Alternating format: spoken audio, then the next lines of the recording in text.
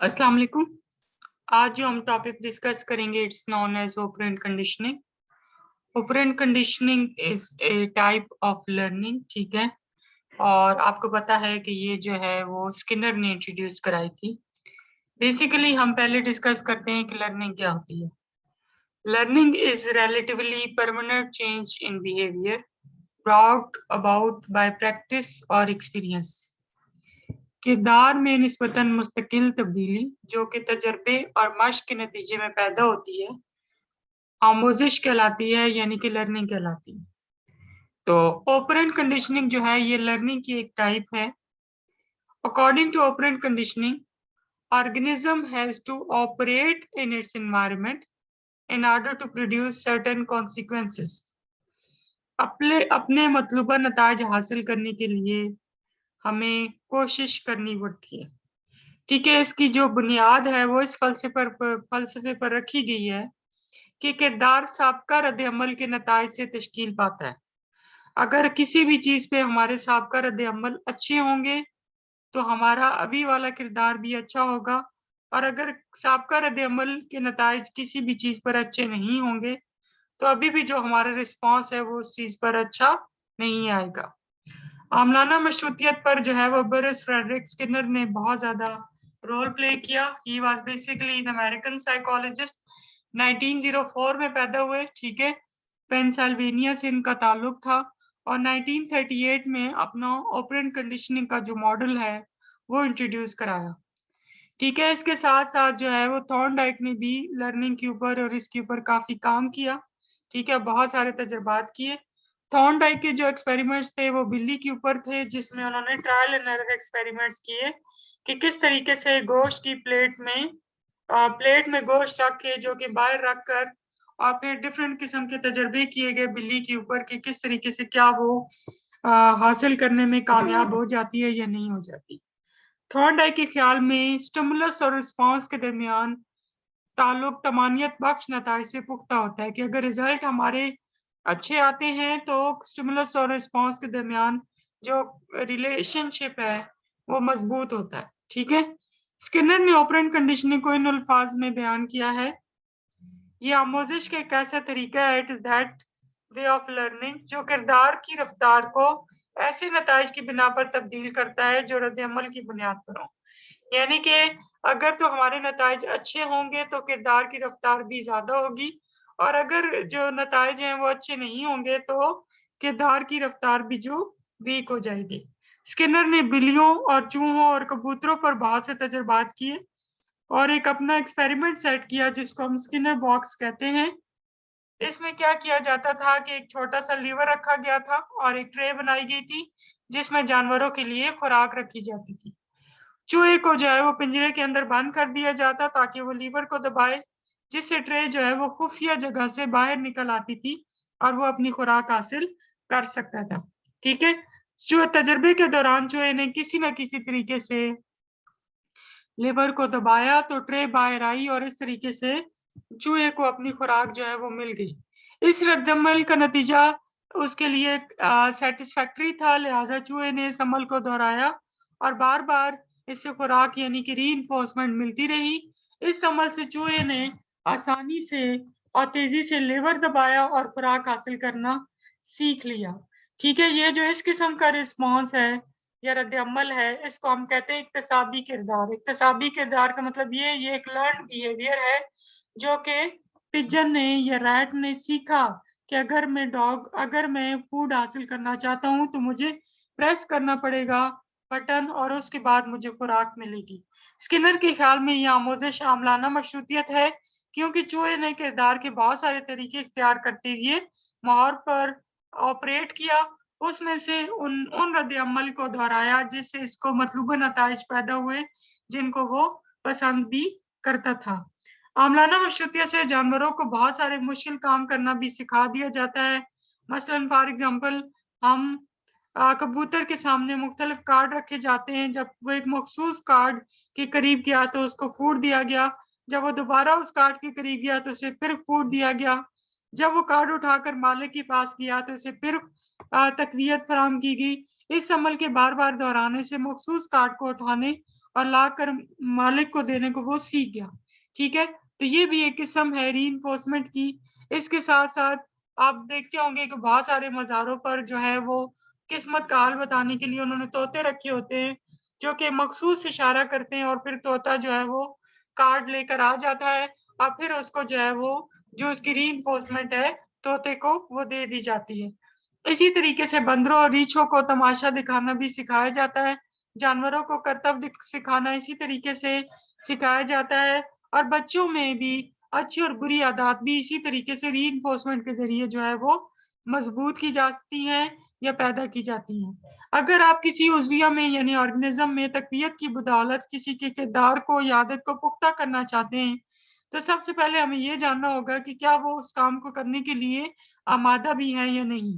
ٹھیک ہے, اگر آپ بذریعہ تقویت کے ذریعے اس کے کردار کو مضبوط یا پختہ نہیں کر سکیں گے, اگر وہ اس کام کو کرنے کے لیے آمادہ نہیں ہے, مطلب فار ایگزامپل اگر ایک ریٹ ہے اور وہ لیور کو پریس کرنے کے لیے تیار نہیں ہے تو اس کو خوراک کیسے ملے گی.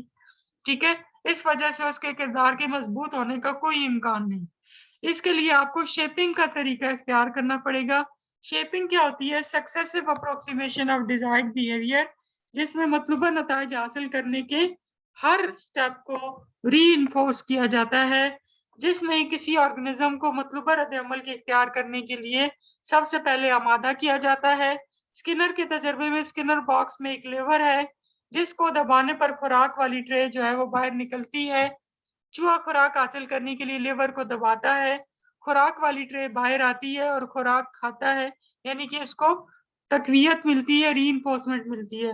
بس شروع میں تجربے کے دوران جب وہ لیور کی طرف منہ کرتا ہے تو ری انفورسمنٹ دی جاتی ہے, جب وہ لیور کے قریب جاتا ہے تو اسے دوبارہ ری انفورسمنٹ دی جاتی ہے, جب وہ لیور کو دباتا ہے تو پھر ری انفورسمنٹ دی جاتی ہے, جب ٹرے باہر نکلتی ہے تو چوہا خود تقویت حاصل کر لیتا ہے. اس طریقے سے شیپنگ کا عمل جو ہے وہ ختم ہو جاتا ہے. اسی طریقے سے کسی بچے کو چاول کھلانا بھی سکھایا جا سکتا ہے.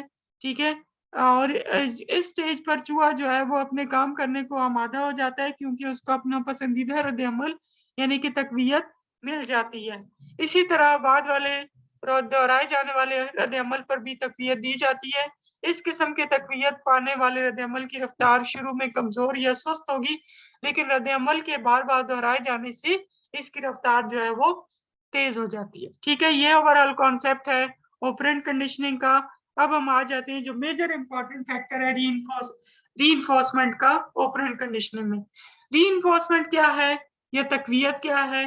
اینی تھنگ دیٹ اسٹرینتھنس بیہیویئر, ہر وہ چیز جو کہ بعد میں آنے والی معیجات کی رفتار کو تیز کر دے, بڑھا دے, ری انفورسمنٹ کہلاتی ہے.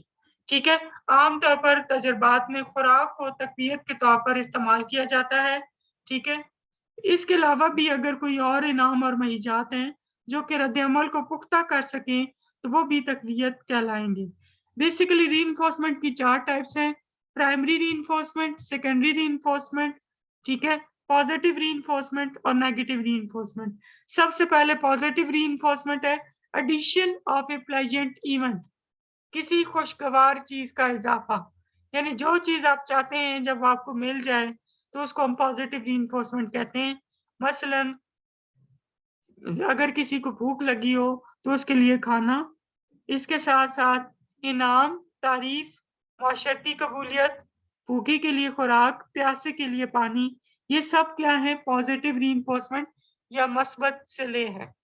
یہ وہ صلے یا معیجات ہیں جو بعد میں آنے والے رد عمل کو پختہ کرتے ہیں اور ان کی رفتار میں اضافے کا باعث بنتے ہیں. ٹھیک ہے, پھر نیگیٹو ری انفورسمنٹ ہے removal of an aversive event, ٹھیک ہے, کسی ناخوشگوار چیز کا خاتمہ. جیسے آپ کا سر میں درد ہے, آپ ٹیبلٹ لیتے ہیں, آپ کے سر کے درد کو آرام آ جاتا ہے تو وہ ٹیبلٹ آپ کے لیے نیگیٹو ری انفورسمنٹ ہے. آپ چل رہے ہیں, آپ کے پاؤں میں پیبل آ جاتا ہے, وہ آپ پیبل شو سے نکال دیتے ہیں تو آپ آرام سکون سے چل لیں گے, تو یہ بھی جو ہے وہ نیگیٹو ری انفورسمنٹ ہے. اسی طریقے سے آپ میوزک سن رہے ہیں, میوزک کا والیوم بہت زیادہ ہے جس کی وجہ سے آپ کے سر میں درد ہونا شروع ہو گیا ہے, آپ میوزک کو سلو کر لیتے ہیں, وہ بھی کیا ہے؟ نیگیٹو ری انفورسمنٹ. ये वो सिले या मईजात हैं जिनको जब दूर कर दिया जाए तो रद्द अमल के दोहराए जाने के इम्कानात ज्यादा हो जाते हैं। रिमूवल ऑफ एनिवर्सिव इवेंट, ठीक है, किसी नाखुशगवार चीज का खात्मा नेगेटिव रीइंफोर्समेंट कहलाता है। फिर है बुनियादी सिले, ये है एहतियाती और जिस्मानी नौइयत के होते हैं, यानी कि ये बेसिक नौइयत के होते हैं और ये रद्द अमल की रफ्तार को बढ़ा देते हैं। इनके लिए किसी किस्म की महारत की जरूरत नहीं होती, बल्कि ये हमारी जिस्मानी जरूरत को पूरा करने के लिए इस्तेमाल होते हैं। मसलन भूखे के लिए खुराक, प्यासे के लिए पानी और थके हुए इंसान के लिए आराम। सानवी सिले सेकेंडरी रीइंफोर्समेंट, ये ऐसे सिले हैं, ये ऐसी रीइंफोर्समेंट है जो प्राइमरी रीइंफोर्समेंट हासिल करने में मदद देती है।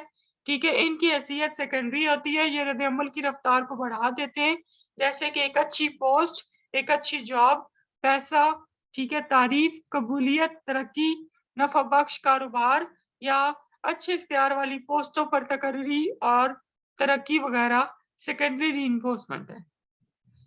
ठीक है, फिर उसके बाद है सजा, किसी नाखुशगवार चीज का इजाफा जो कि रद्द अमल की रफ्तार को कम कर दे, सजा कहलाती है। ठीक है, किसी नाखुशगवार चीज का इजाफा, addition of an aversive event that reduces the intensity of any behaviour, तो उसको हम पनिशमेंट कहते हैं।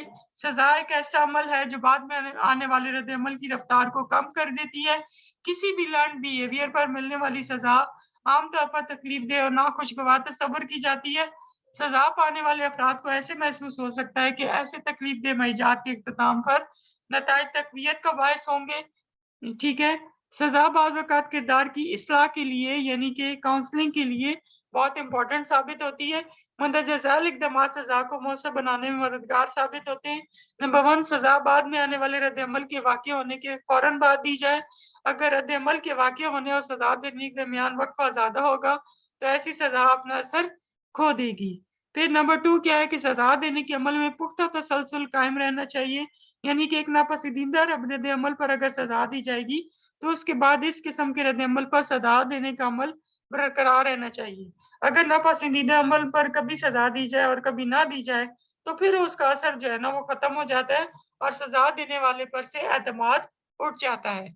अगर एक मखसूस रद्द अमल पर सजा दी गई है, तो उस तरह के बाकी भी बहैसियत मजमूई हर तरह के मनफी किरदार को वो खत्म कर देगी। किसी नापसंदीदा किरदार पर सजा देने से पहले इसका मुतबादिल यानी कि पसंदीदा किरदार लाजमी सोच लेना चाहिए, ताकि अफराद के अंदर किरदार के अंदर उस चीज को पुख्ता किया जा सके। ठीक है, तो ये ओवरऑल कॉन्सेप्ट है ऑपरेंट कंडीशनिंग का। ठीक है, इसको आप अच्छे से पढ़ लें। कोई भी क्वेश्चन हो इससे रिलेटेड तो आप कर सकते हैं। ठीक है, best of luck, thank you.